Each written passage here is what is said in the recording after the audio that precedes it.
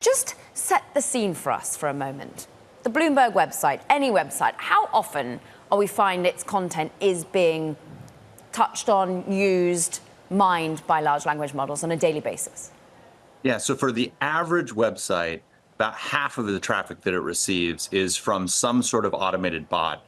And the large language models, the AI bots, are growing like crazy. They're about 25% of the total bot traffic. So if you're putting content online, it's getting scraped, it's being included in these LLMs. And up until Cloudflare launched what we did today, you didn't have any control over that.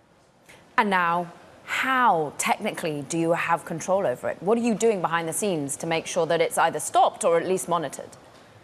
Yeah, so Cloudflare has been, from its earliest days, the best in the world at identifying what's a human visitor to a site and what's an automated or a bot visitor to a site. So what we've done is taken that same technology and then classified all of the bots that are being used by these AI companies. And then the first step is giving anyone with a website, anyone with content, visibility into how their content is being accessed by these bots.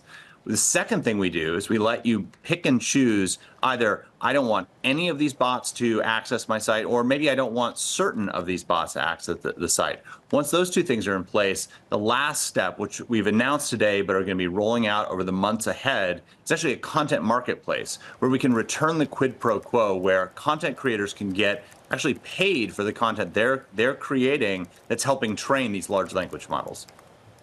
Matthew, in the first instance, who's signed up for this? List who the early customers are.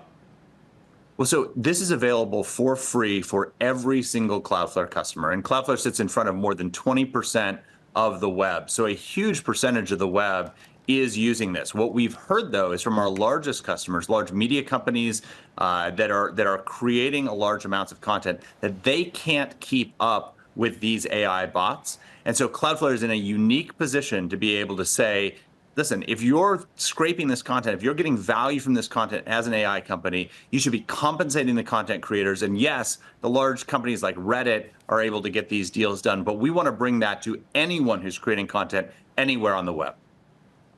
Matthew, I want to go to the recent news of last week. We covered it from the ground in Brazil that X, the platform formerly known as Twitter, used your technology to briefly make the service accessible again in that country. My specific question is, Brazilian authorities have said that Cloudflare, your company, have worked with the government to understand how they did it. Why did you work with the Brazilian authorities, and what did that look like?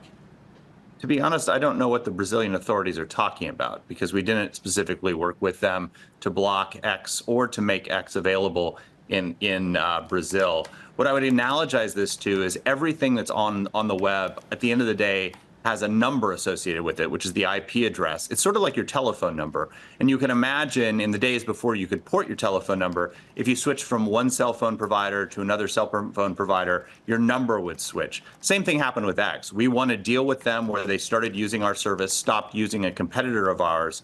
And in the process, the IP address switched. Brazil was simply blocking the old IP address. That made them temporarily available.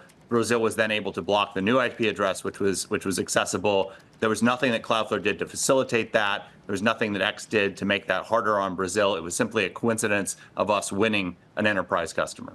The timing is a coincidence, though. Were they won worldwide or just in Brazil? How much was this a one-off transition? No, it was across the country. And again, sometimes things are just coincidences, but in this case, obviously, I think they were surprised. We were surprised by the attention. And again, there was nothing that X asked us to do in terms of eliminating the ability for Brazil to block the content inside of Brazil. And there was nothing that we did to further facilitate the ability for Brazil to block what they were already doing. And today, my understanding is that X is once again blocked in Brazil.